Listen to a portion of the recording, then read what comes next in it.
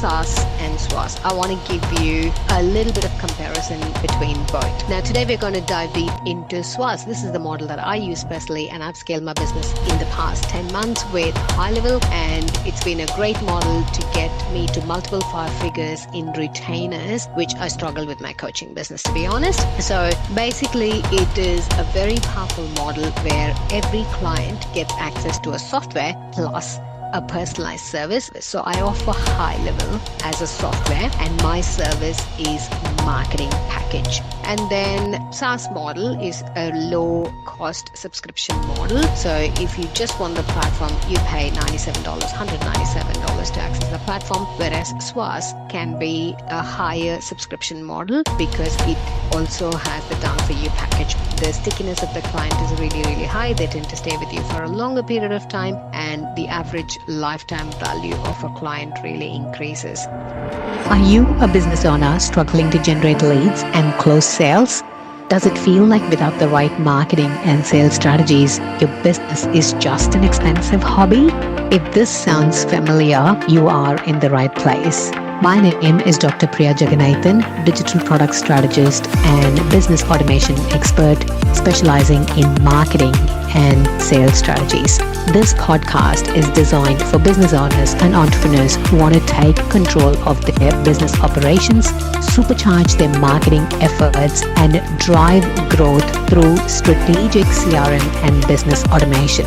In every episode, we will dive deep into our Power Pivot framework, which basically involves your product and pricing, your online and offline presence, your warm lead generation strategies, evaluating your sales process, and creating retainer and retargeting existing client formula. Through this framework, even the smallest pivots can create massive business success. So, if you're ready to scale your business with simple, actionable strategies that combine the right marketing, automation, and CRM tips, you might want to listen to today's episode. All right, welcome to another exciting episode where we are going to discuss everything about SWAS, software with a service. So last episode, we discussed about SaaS, software as a service, and businesses that can choose SaaS and how you can niche down either industry specific or problem specific, and how you can scale and grow, and what are the limitations of SaaS. Now, today we're going to dive deep into SWAS. This is the model that I use personally, and I've scaled my business in the past 10 months with high level, and it's been a great model to get me to multiple five figures in retainers, which I struggle with my coaching business, to be honest. So this is such a great episode. So stay till the end to listen to all the juicy stuff and good stuff about SWAS, software with a service model. So this particular model basically combines the power of the software itself. For example, high level is a beast, right? It's such a huge, powerful toolkit, but what you're going to do is value add it with a hands-on support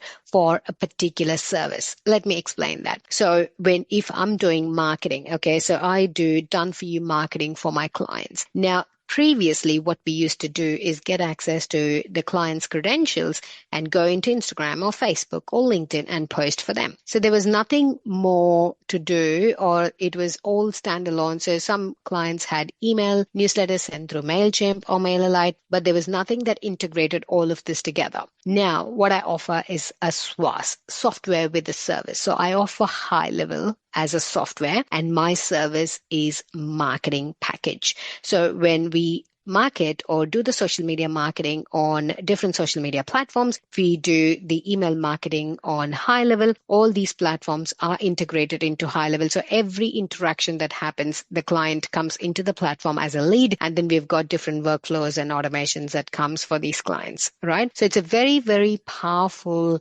platform, and it is easiest or the best way to make money if you have high level, or if you're looking to sign up for high level. So if you sign up using my affiliate link, I offer you my complete support, a free onboarding call to get you all set up, and have a strategy call to tell you this is your low hanging fruit, go target and make money out of it, right?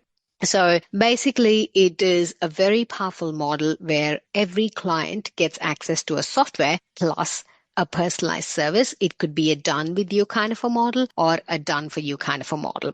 So Examples might include you can do the whole setup for them. So my team and we do the entire setup for them. We do the complete onboarding, training, ongoing support, and done for you marketing for clients. It's a very, very powerful model. And that's why I was able to scale so quickly, is because I've got a done for you model where the client gets everything completely done for them. And all they have to do is monitor their high level lab to see all the engagements that are coming through, the leads that are coming through, and what happens on their platform.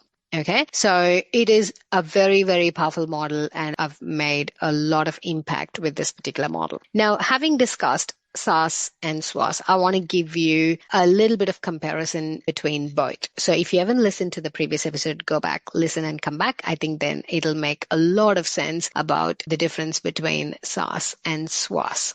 All right. So the key difference is the level of support the client gets in a SaaS and SWAS. So every SaaS platform you have, they've got a dedicated support, but it can be very, very limited to a help desk or an FAQ section or raising a ticket to solve their problem. But with SWAS, like every client of mine get access to a WhatsApp group, which is the most instant form of communication, sometimes very annoying, but it is the very instant form of communication where a client tells me, hey, Priya, this is the issue, or they tag my team member, my VI, and ask, hey, this issue is happening, what's happening? And then we immediately attend to it. So it's a very, very personalized method in terms of SWAS. And then my team has multiple touch points through emails, asking them what is the focus for the next month. So just last week, we automated this whole process. Every 21 days, all our marketing retainer clients will get an email that asks them, what's the focus for the next 30 days? And is there any key important dates that you want certain things advertised? So we are really, really leveling up and trying to automate it all to make sure the team has less pressure on admin mundane tasks that can be automated, right? That's the whole point. We are a bloody automation company, right? So that's the level of support in difference between a SaaS and SWAS. So SWAS is really, really a high level of support for the client.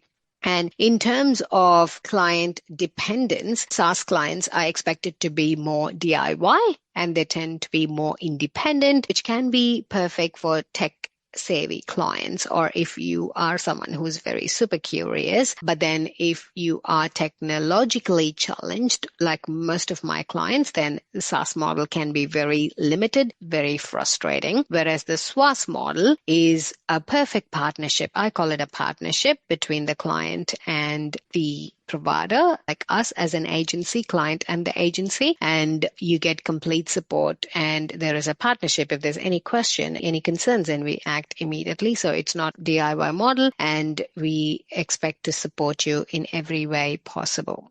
All right. And then SaaS model is a low cost subscription model. So if you just want the platform, you pay $97, $197 to access the platform, whereas SWAS can be a higher subscription model because it also has the done for you package. But when I was offering just the done for you package, if they wanted both social media and email, it was a very high package because we had to manage multiple different platforms and the workflow was different. Whereas with the high level managing all the different marketing, it is still a very, very affordable monthly subscription compared to what I was doing earlier. So it's much more, like I said, the stickiness of the client is really, really high. They tend to stay with you for a longer period of time, and the average lifetime value of a client really increases. And it's good to have a very predictable retainer revenue every year. Like last year, I didn't have it. Like literally 2023 November, my mastermind finished. I was in the business coaching space and none of them re-signed because it was closer to Christmas. That was a bloody 40 grand crash on my head. And I wanted to jump out of my balcony last year. It was very, very heartbreaking, to be honest, to have that cash flow crash. So this year I was all about risk mitigation and to make the most out of my retainer models. And I'm in a pretty good space, to be honest. And I'm going to really, really have a good break this time for the first time. All right. And then talking about, again, it's the same. The next point I want to discuss it, the retention and client satisfaction. So with the SaaS model, again, because it can be a pretty independent model, the client retention can be a little bit shaky. They might feel overwhelmed. They might feel a lack of support. Whereas with the SWAS model, the more value you provide to the client, they tend to stay with you for a longer period of time. I'm finding it like with coaching, I struggle to re-sign clients because they felt,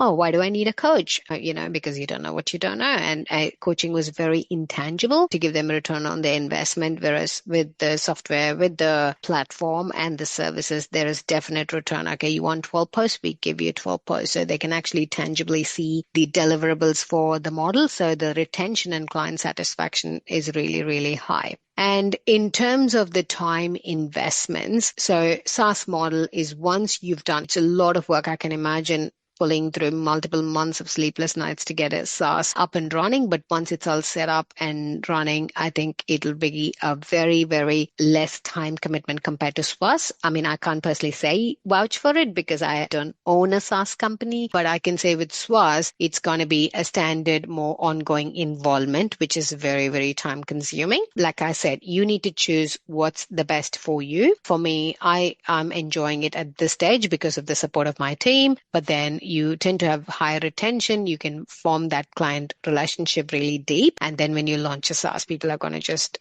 grab it. So I really want you to make the right informed decision for you. So when choosing the right model, I would say ask 4 questions, okay? Before you choose the right model for your business, if it's going to be SaaS or SWAS, software as a service or software with a service, I want you to ask these 4 questions to yourself, okay? Do you enjoy working directly with the clients? If you like working alongside the clients, which involve deeper client building relationships and helping them succeed, then software with a service, SWAS, can be a good model for you. If you're looking to build a passive income or recurring revenue, are you looking for passive income or recurring revenue? In that case, SaaS, which is software as a service, can be more of a passive revenue stream, and that could be a better fit for you. What are your growth goals? I would say if you want to scale quickly, then SaaS is more scalable. But if you want stable, loyal client base, long-term clients, then software with a service can help you get that.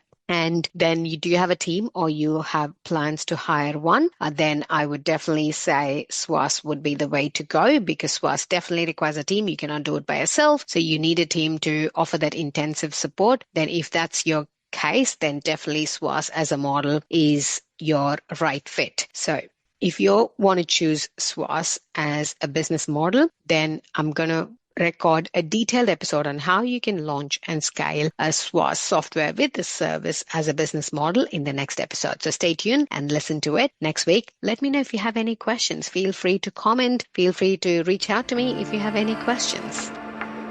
Thank you so much for listening to today's episode. If you found value in today's episode, make sure to follow, share, leave a review so we know that you love listening to us.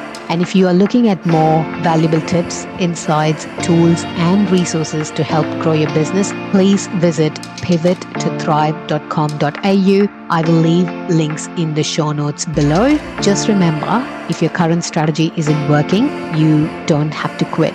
You just pivot because the right pivot can make a huge difference. Let's pivot and keep thriving. I'll see you in the next episode.